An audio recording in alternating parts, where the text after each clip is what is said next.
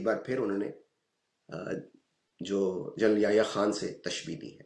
اس کا مطلب ہے کہ عمران خان اپنے لب و لہجے میں کوئی نرمی لانے کے لیے ہرگز تیار نہیں ہے.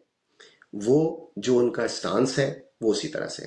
اب آپ اس سے اختلاف کریں یا آپ اس سے اتفاق کریں، لیکن ان کا اسٹانس جو ہے اس میں ہرگز کوئی تبدیلی نہیں آ رہی. اور اس وقت کے جو حالات ہیں اس میں انہیں عوامی پذیرائی مل رہی ہے. اب اس غیر لچکدار رویے سے his inflexible attitude, inflexible can go either way.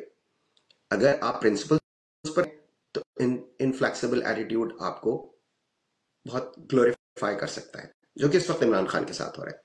اور اگر آپ پرنسپلز پہ نہیں کھڑے ہوئے تو یہی انفلیکسیبل ایٹیٹیوڈ یا غیر لچکدار رویہ آپ کو غیر مقبول بنا سکتا ہے.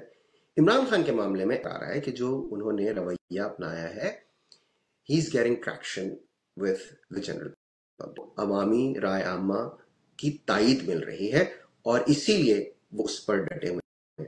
دیکھیے مشکلات کا سامنا تو ان کو بالکل ہو رہا ہے.